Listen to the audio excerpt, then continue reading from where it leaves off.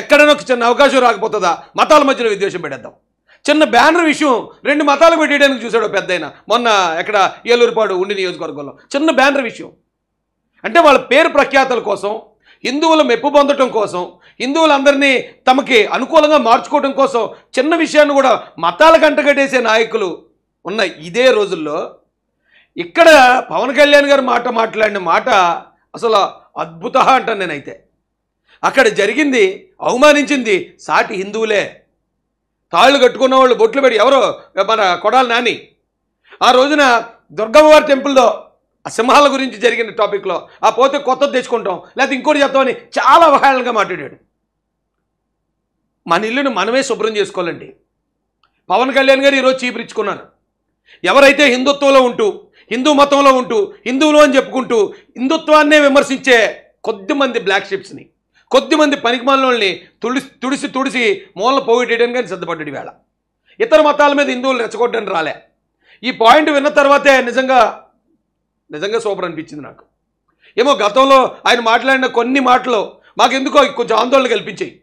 ఈరోజు కూడా ఈయన కొంపదీసి మొన్న రఘురామరాజు గారిలా ఈయన కూడా మాట్లాడతాడేమో, మాట్లాడితే ఏదో సంథింగ్ జరుగుతుంది ఇక్కడ, మతాల మధ్యలో గొడవలు లేకపోతే మత కలహాలు ఇలాంటివి ఏమైనా జరుగుతాయేమో అని మేము చాలా జాగ్రత్తగా చాలా కేర్ఫుల్గా ఉన్నామండి. కానీ ఈయన మాట్లాడిన మాటలతో సింపుల్గా తీసి పారేశారు అంతే. అలాంటి కష్టాన్ని ఈ రాష్ట్రానికి రానివ్వకుండా ఇది హిందువుల్లో ఉన్న వాళ్ళే చేస్తున్నారు. నిజంగా ఒకవేళ ఎవడైనా క్రైస్తవుడో లేకపోతే ముస్లిమో విమర్శించాలి అంటలే, ఎవడైనా విమర్శించితే ఆయన శిక్షించాలి, ఆ మతాన్ని కాదు. ఇక్కడ ఎవడైతే తప్పు చేశాడో అది హిందూ అయితే ఆయనే శిక్షించాలంటున్నాడు పవన్ కళ్యాణ్ గారు. అది సూపర్. అది ఇలాంటి వాళ్ళని చూసినప్పుడు అండి రెస్పెక్ట్ పెరిగిపోద్ది. ఇప్పుడు నేనున్నాను, నన్ను చాలామంది ఫోన్లు చేసి అడుగుతారు, ఏంటన్నా లడ్డూ కోసం హిందువుల కన్నా గట్టిగా మాట్లాడుతున్నావు నువ్వు, ఆ లడ్డూలు ఏదో జరిగిందని లేకపోతే లడ్డూ ప్రసాదంకి ఏదో నీకు సొంతంగా అన్యాయం జరిగినట్టు మాట్లాడుతున్నావు ఏంటి అని చాలామంది అడుగుతున్నారు. నన్ను వాళ్ళు కూడా చెప్తున్నాను, రే అవతలను మనం రెస్పెక్ట్ చేస్తే మనల్ని వాళ్ళు రెస్పెక్ట్ చేస్తారు. అక్కడ నిజంగా అన్యాయం జరిగింది, అన్యాయం జరిగినప్పుడు అన్యాయం చెప్పడం తప్పేంటి? ఇప్పుడు ఇలాంటి పవన్ కళ్యాణ్ గారు లాంటి వాళ్ళు, ఇప్పుడు అలాగే చంద్రబాబు నాయుడు గారు మాట్లాడారు, అసలు అద్భుతం. ఇలాంటి పెద్దల్ని నాయకులను చూసినప్పుడు అందరూ ఖండిస్తారు. ఎందుకంటే మొన్న TV5లో కేఏ పాల్ గారు కూడా ఖండించారు, తప్పు, అలాంటి ఆ లడ్డూ ప్రసాదాన్ని ఎంతోమంది చాలా భక్తి శ్రద్ధతో తీసుకుంటారు, అలాంటి దగ్గర కల్తీ చేయడం తప్పు అన్నాడు. అన్ని మతాలు అన్ని కులాల్లో మంచోళ్ళే ఉంటారు మ్యాక్సిమం, ఎవడో ఉంటాడు ఒకటే అరా ఆ కులాన్ని మతాన్ని అడ్డు పెట్టుకునేవాడు. కానీ పవన్ కళ్యాణ్ గారు మాత్రం ఈరోజు ఈ ఆచారాన్ని, రాజకీయంలో వస్తున్న ఈ ఆచారాన్ని బ్రేక్ చేసేటండి. ఒక మతం మీద జరగని ఇతర మతాల మీద కనుక రెచ్చగొడితే తొందరగా రియాక్ట్ అయిపోతారు జనం. అది క్రిస్టియన్ కావచ్చు, ముస్లిం కావచ్చు, హిందూ కావచ్చు, రెండురా మనకు అవతల శత్రువు అనగానే పరిగెట్టుకొస్తారు. కానీ మన ఇల్లును మనమే శుభ్రం చేసుకోవాలి. అసలు మనకు శత్రువు మనలోనే ఉన్నాడు రా, ముందు ఈ సంగతి చూడాలి. బయటోడు ఏమన్నా అంటే చట్టపరం చర్యలు తీసుకుందాం. కానీ ఇంటి దొంగే కదా అన్నింటికన్నా డేంజరస్. ఖచ్చితంగా అదే జరిగిందండి.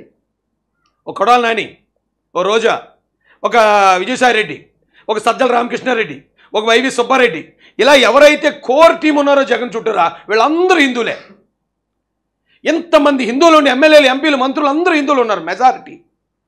ఇంతమంది హిందువులు ఉండి పరమ పవిత్రమైన తిరుమలకి అలాంటి అపచారం జరుగుతూ ఉంటే గుడ్లు అప్పగించి చూశారంటే మరి అలాంటి వాళ్ళకి ఇలాంటి పవన్ కళ్యాణే కరెక్ట్, ఈయనకి ఇలాంటి వాడే కరెక్ట్.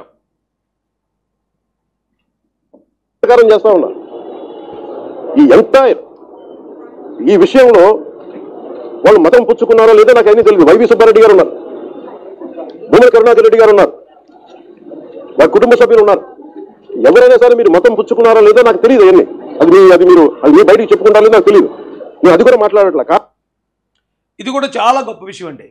జనరల్గా ఆరోపించేయచ్చు, భూమన కరుణారెడ్డి క్రిస్టియన్ అట, వైవి సుబ్బారెడ్డి క్రిస్టియన్ అట, కాబట్టి వాళ్ళు క్రిస్టియన్స్ కాబట్టి ఇలా చేశారని ఓ మాట అని ఇచ్చాయన. కానీ ఆల్రెడీ జరుగుతుంది కొంచెం ప్రచారం కూడా, అలా క్రిస్టియన్స్ కాబట్టి చేశారు, క్రిస్టియన్స్ అందరూ ఇలాగల. నాకు తెలిసి మా మండలంలో డిస్కషన్ కూడా జరిగింది. ఓ పాస్టర్ గారు, ఆ పాస్టర్ గారిని అక్కడ ఉన్న ఒక హిందూ సోదరుడు, మీరే మొత్తం అపచారం చేశారు, మా తిరుమల మీదకి వస్తున్నారు, మీ అద్దు తెలుపుతున్నానట. ఆ పాస్టర్ గారు నాకు చేశారు, అన్న ఇలా అన్నారన్న, అక్కడ ఏం జరిగిందో కూడా నాకు తెలియదని. అయితే ఇక్కడ ఈ విభేదాలు ఎందుకు వస్తున్నాయి? స్థానికులు అక్కడ ఏం జరిగిందో కూడా తెలియనోడు కూడా ముద్దాయిగా ఎందుకు నిలబడుతున్నాడంటే కొద్దిమంది అనాలోచితంగా మాట్లాడిన మాటలు, అనాలోచితంగా వచ్చి అది అంత క్రిస్టియన్స్ అంటే ఇక లోకల్లో ఉన్న హిందువులు క్రిస్టియన్స్ శత్రువులు అయిపోతున్నారు, మత విద్వేషాలు రేగిపోతాయి.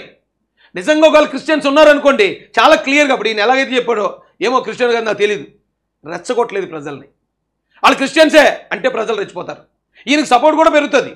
హిందువులందరూ ఆ పవన్ కళ్యాణ్ గారిని జై శ్రీరామ్ జై పవన్ కళ్యాణ్ గారు అని వస్తారు. అయినా కూడా దాన్ని ఆయన వద్దనుకున్నాడు. ఇక్కడ నాకు జనం రావటం కాదు, ఇక్కడ మత కలహాలు జరగకూడదు, ఒకడి మీద ఒకటి రెచ్చగొట్టకూడదు అనే ఉద్దేశంతో ఆయన ఎంత ఉందాగా మాట్లాడాడు చూడండి. అయితే అక్కడ ఏదో సంథింగ్ ఉంది.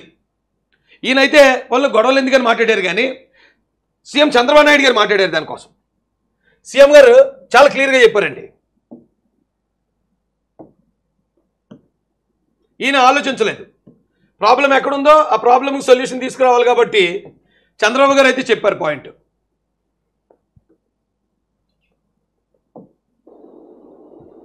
ప్రతి ఒక్క దేవాలయానికి ఉన్న ఇవి ఉంటాయి, సాంప్రదాయాలు ఉంటాయి, కొన్ని ట్రెడిషన్స్ ఆచారాలు ఉంటాయి. ఒక ఇంట్లో మనం పూజ చేయాలంటే, వెంకటేశ్వర స్వామికి ఇంట్లో పూజ చేయాలంటే సాంప్రదాయ ప్రకారం అన్ని విధాల ప్రక్షాళన చేసిన తర్వాతనే, పవిత్రంగా అయిన తర్వాతనే చేస్తాం. అలాంటిది వెంకటేశ్వర స్వామి దేవాలయంలో ఇలాంటి అపవిత్రమైన కార్యక్రమాలు ఏంటని నేను అడుగుతున్నా. ఇలాంటి అపవిత్రమైన కార్యక్రమాలు చేసి మళ్ళా ఎదురుగాడి ఎవరైతే టీటీడీ ఈఓ మాట్లాడుతున్నాడు, X EO TTD board chairman, ఒక పక్క ఆయన భార్య బైబిల్ పట్టుకొని తిరుగుతూ ఉంటుంది, ఎక్కడ చూసినా ఫోటోలు వస్తున్నాయి. ఈయన మాట్లాడతాడు, మళ్ళీ ఎదురుదాడి చేస్తాడు. ఈ వీడియో కొంతమంది వైసీపీలో ఉన్న క్రిస్టియన్ సోదరులు పంపించారు నాకు. క్రిస్టియన్స్ని చంద్రబాబు నాయుడు గారు ఎలా విమర్శిస్తున్నారు చూడండి, బైబిల్ని ఎలా విమర్శిస్తున్నారు చూడండి అని. ఆయన ఎక్కడన్నా క్రిస్టియన్స్ని తప్పుడు మనుషులని కానీ బైబిల్ పట్టుకోవడం తప్పని కానీ అన్నారా? ఆయన ఏ పాయింట్ మీద అన్నారండి? ఎవరైతే టీటీడీ చైర్మన్ ఉన్నారో, చైర్మన్ గారి భార్య బైబిల్ పట్టుకుని ఉండే పరిస్థితుల్లో ఉంటే ఆయన చైర్మన్ ఎలా చేస్తారు? ఆ పాయింట్ అందులో వాస్తవం ఉందా లేదా? ఒక హిందూ మతానికి చెందిన ఓ అత్యంత ప్రతిష్టాత్మకమైన ఆధ్యాత్మిక కేంద్రం అది. అలాంటి కేంద్రానికి ఎందుకో క్రిస్టియన్ వెళ్ళి చైర్మన్ అవ్వాలి? ఒకవేళ ఆయన క్రిస్టియన్ కాదంటున్నాడు, జగన్మోహన్ రెడ్డి వచ్చి లేదు వైవి సుబ్బారెడ్డి గారు 45 సార్లు మాలేశారు అంటున్నాడు. సరే, ఒకవేళ 45 సార్లు మాలేశాడు, పోనీ వాళ్ళ భార్య గారు క్రిస్టియానిటీని ప్రాక్టీస్ చేస్తున్నారు. ఏమంటే భార్యాభర్తలు ఇద్దరు హిందువులుగా ఉండేవాళ్ళు ఒకరికొకళ్ళు లేరా వైసీపీలో? అలాంటి వాళ్ళకి ఇవ్వచ్చు కదా. నీకు విమర్శలు వస్తాయని తెలిసినప్పుడు కూడా నువ్వెందుకు నీ సొంత బాబాయ్కి ఎందుకు ఇచ్చుకున్నావు? నువ్వు చేసిన పని వల్ల మొత్తం క్రిస్టియానిటీ అబాస్ ఫాలో అవుతుంది కదా జగన్ రెడ్డి. నువ్వు క్రిస్టియన్స్కి చేసిన మేలేముంది అంటే ఏమీ లేదు. మొత్తం నీ క్యాబినెట్ కానీ, నీ సలహాదారులు కానీ, నీ ఎమ్మెల్యేలు కానీ, లేకపోతే నువ్వు ఏర్పరచుకున్న గూడు పుటాని బ్యాచ్ కానీ అంతా, అందులో ఒకడు కూడా క్రిస్టియన్ కానీ ముస్లిం కానీ ఉండడు. అందరూ దొంగలాళ్ళు, హిందువులు కూడా అనకూడదు వాళ్ళని. అందరూ దొంగలాళ్ళు, ఏ మతానికి చెందరాళ్ళు. అలాంటప్పుడు అసలు టీటీడీ చైర్మన్గా క్రిస్టియన్ ఫ్యామిలీ నుంచి వెళ్ళటం ఎందుకండి? ఇప్పుడు కొంతమంది క్రిస్టియన్స్ని అడుగుతున్నాడు, అది అవమానం మనకు. అసలు అవమానం మీకు ఎందుకు అవమానపడాల్సి వచ్చింది?